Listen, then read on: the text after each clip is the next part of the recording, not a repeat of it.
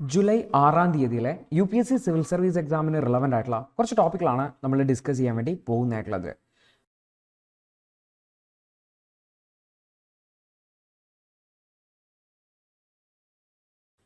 അതിൽ ആദ്യത്തെ ടോപ്പിക് എന്ന് പറഞ്ഞാൽ ആന്ധ്രാപ്രദേശിന് സ്പെഷ്യൽ കാറ്റഗറി സ്റ്റാറ്റസ് വേണമെന്ന് പറഞ്ഞുകൊണ്ട് ആന്ധ്രാപ്രദേശ് CM ആവശ്യപ്പെട്ടു എന്ന് പറഞ്ഞിട്ടുള്ള ഒരു വാർത്തയാണ്. അപ്പോൾ ആക്ച്വലി ഇലക്ഷൻ നടന്ന് പുതിയ കൊയലീഷൻ ഗവൺമെൻറ് അല്ലെങ്കിൽ കൂട്ടുകക്ഷി ഗവൺമെൻറ് രൂപപ്പെടുമ്പോൾ തന്നെ ഈ ഒരു സ്പെഷ്യൽ കാറ്റഗറി സ്റ്റാറ്റസ് എന്ന് പറഞ്ഞ സ്റ്റാറ്റസ് വേണം എന്ന് പറഞ്ഞുകൊണ്ടുള്ള ആവശ്യം ആന്ധ്രാപ്രദേശിൻ്റെ ഭാഗത്ത് നിന്ന് ഉണ്ടായിരുന്നു, അല്ലെങ്കിൽ അവിടുത്തെ TDP എന്ന് പറയുന്ന തെലുഗുദേശം പാർട്ടിയുടെ ഭാഗത്ത് നിന്ന് ഉണ്ടായിട്ടുണ്ടായിരുന്നു. അപ്പോൾ എന്താണ് ഈ ഒരു സ്പെഷ്യൽ കാറ്റഗറി സ്റ്റേറ്റ് എന്നും എന്തുകൊണ്ടാണ് ഇത് ആന്ധ്രാപ്രദേശിന് ആവശ്യപ്പെടുന്നത് എന്നാണ് നമ്മൾ നോക്കാൻ വേണ്ടി പോകുന്നതായിട്ടുള്ളത്. അപ്പോൾ ആക്ച്വലി വാർത്ത എന്ന് വെച്ചാൽ ആന്ധ്രാപ്രദേശിൻ്റെ തെലുഗുദേശം പാർട്ടിയുടെ നേതാവും ആന്ധ്രാപ്രദേശ് മുഖ്യമന്ത്രിയായിട്ടുള്ള ചന്ദ്രബാബു നായിഡു അദ്ദേഹം ആന്ധ്രാപ്രദേശിനെ ഒരു സ്പെഷ്യൽ കാറ്റഗറി സ്റ്റാറ്റസ് വേണം, ബിക്കോസ് സ്റ്റേറ്റിൻ്റെ എക്കണോമിയുടെ സിറ്റുവേഷൻ അത്ര നല്ലതല്ല എന്നുള്ള രീതിയിലാണ് ആവശ്യപ്പെട്ടുള്ളത്. നേരത്തെ തന്നെ NDA ഗവൺമെൻറ് ഇത്തരത്തിലുള്ള ഒരു ആവശ്യത്തെ തള്ളിക്കളഞ്ഞിട്ടുണ്ട് എങ്കിൽ പോലും ഇപ്പം നിലവിൽ ഈ ഒരു BJPയുടെ സഖ്യകക്ഷിയായിട്ട് ഒരു കൊയലീഷൻ ഗവൺമെൻറ് ആണ് എന്നുള്ള ആ ഒരു സ്റ്റാൻഡിനെ യൂട്ടിലൈസ് ചെയ്തുകൊണ്ടാണ് ഇത്തരം ഒരു ആവശ്യം വീണ്ടും ഉന്നയിച്ചിട്ടുള്ളത്.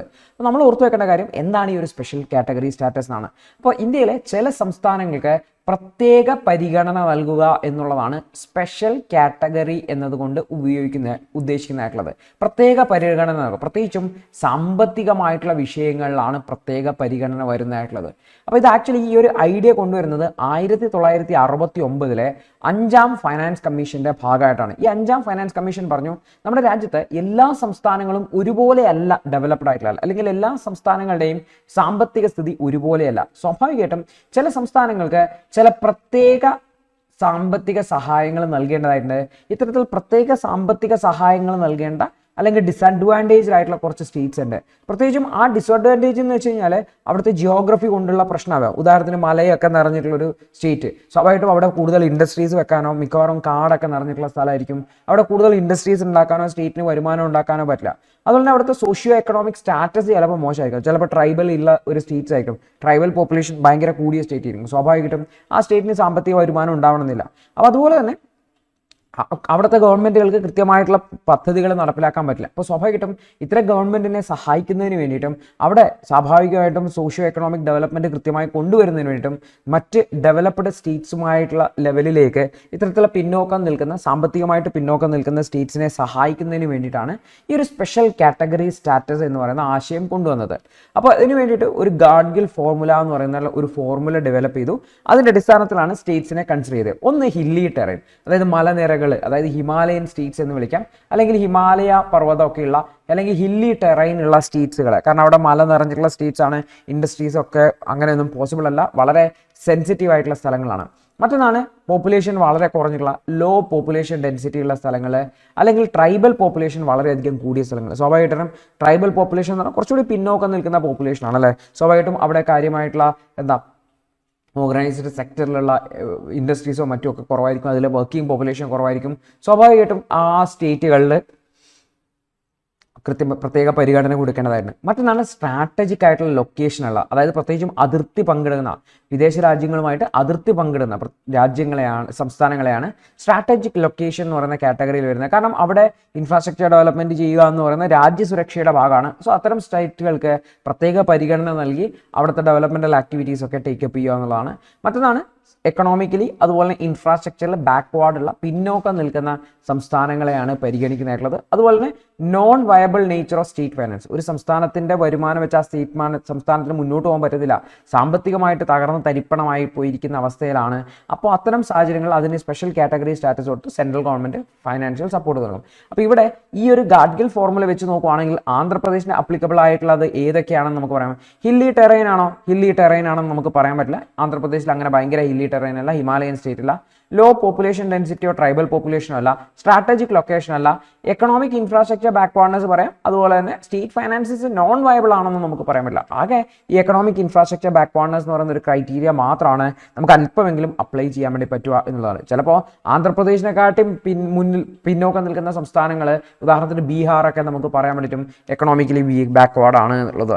അപ്പോൾ ആക്ച്വലി ഇത്തരത്തിൽ സ്റ്റേറ്റുകൾക്ക് ഇങ്ങനെയൊരു സ്പെഷ്യൽ കാറ്റഗറി സ്റ്റാറ്റസ് കിട്ടിയാലുള്ള ഗുണം എന്താണെന്ന് വെച്ച് കഴിഞ്ഞാൽ സെൻട്രൽ ഗവൺമെന്റിൽ നിന്ന് സ്വാഭാവികമായിട്ടും ഫൈനാൻസ് കമ്മീഷന്റെ റെക്കമെൻഡേഷൻ ആണ് വരുന്നത്. സോ സെൻട്രൽ ഗവൺമെന്റിൽ നിന്ന് കൂടുതൽ ഫണ്ടുകൾ കിട്ടും, അതുപോലെ തന്നെ ടാക്സ് റിലേറ്റഡ് ആയിട്ടുള്ള കൺസെഷൻസ് കിട്ടും എന്നുള്ളതാണ് ഒരു അഡ്വാൻറ്റേജ് ആയിട്ടുള്ളത്.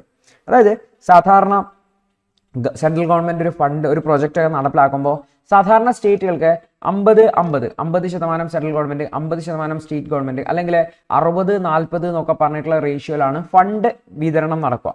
60% സെൻട്രൽ ഗവൺമെന്റ് എടുക്കും, 40% സ്റ്റേറ്റ് എടുക്കണം. പക്ഷേ ഇവിടെ സെൻട്രൽ ഗവൺമെന്റിന്റെ സ്കീമുകളിൽ അല്ലെങ്കിൽ സെൻട്രലി സ്പോൺസേർഡ് ആയിട്ടുള്ള സ്കീമുകളിൽ 90% ഫണ്ട് വരെ സെൻട്രൽ ഗവൺമെന്റ് കൊടുക്കും എന്നുള്ളതാണ് അഡ്വാൻറ്റേജ് ആയിട്ടുള്ളത്. അപ്പം നോർമലി മറ്റ് സ്റ്റേറ്റുകൾക്ക് ഇത് 60%, 50%, 80% ഒക്കെ വരുമെങ്കിൽ ഇവിടെ 90% ഫണ്ടുകൾ സെൻട്രൽ ഗവൺമെന്റിൽ നിന്ന് കിട്ടും എന്നുള്ളതാണ്. അപ്പോൾ തുടക്കത്തിൽ ജമ്മു കാശ്മീരിനും ആസാമിനും നാഗാലാൻഡിനും ഒക്കെയാണ് സ്പെഷ്യൽ കാറ്റഗറി സ്റ്റാറ്റസ് കൊടുത്തിട്ടുണ്ടായിരുന്നത് അവരുടെ എക്കണോമിക് ഡെവലപ്മെന്റിന് വേണ്ടിയിട്ട്.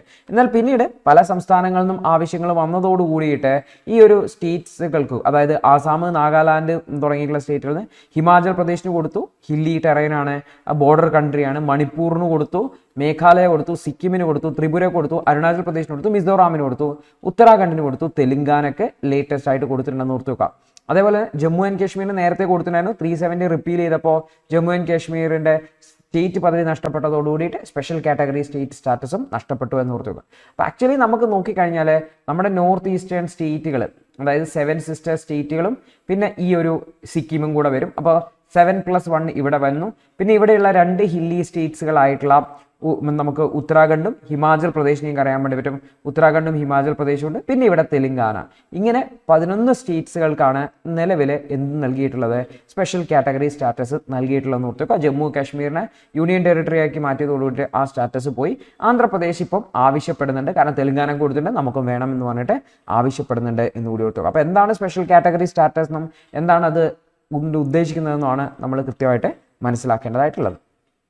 അടുത്തൊരു വാർത്ത കൃഷ്ണരാജസാഗര ഡാമിനെ സംബന്ധിച്ചാണ്. അപ്പോൾ ആക്ച്വലി അവിടുത്തെ വാട്ടർ റിസർവോയറിലെ ലെവലിനെ കുറിച്ചുള്ള ഒരു വാർത്ത വന്നതാണ്. ഇത് 100 ഫീറ്റ് മാർക്ക് കഴിഞ്ഞു എന്നാണ് വാർത്ത പറയുന്നത്. അപ്പോൾ അതിൻ്റെ മാക്സിമം ലെവൽ 124 അടിയോടെ അടുത്താണ് എന്നാണ് പറയുന്നതായിട്ടുള്ളത്. ആക്ച്വലി നമുക്ക് നോക്കേണ്ട കാര്യം എന്ന് വെച്ചാൽ എവിടെയാണ് ഈ ഡാം, എന്താണ് ഇതിൻ്റെ ലൊക്കേഷൻ, ബ്രീഫ് ആയിട്ടുള്ള ഒരു ഇൻഫർമേഷൻ നമ്മൾ നോക്കിയാൽ മതി. കൃഷ്ണരാജസാഗര ഡാം എവിടെയാണെന്നുള്ളത്. കൂടുതൽ ദി ഹിന്ദ് ന്യൂസ് പേപ്പർ അനാലിസിസിനു വേണ്ടി പ്രതിമാസം 189 രൂപ എന്ന നിരക്കില് മെമ്പർഷിപ്പ് എടുക്കാവുന്നതാണ്. യൂട്യൂബ് വഴിയും ലേണേഴ്സ് IAS ആപ്പ് വഴിയും ക്ലാസുകൾ കാണാവുന്നതാണ്.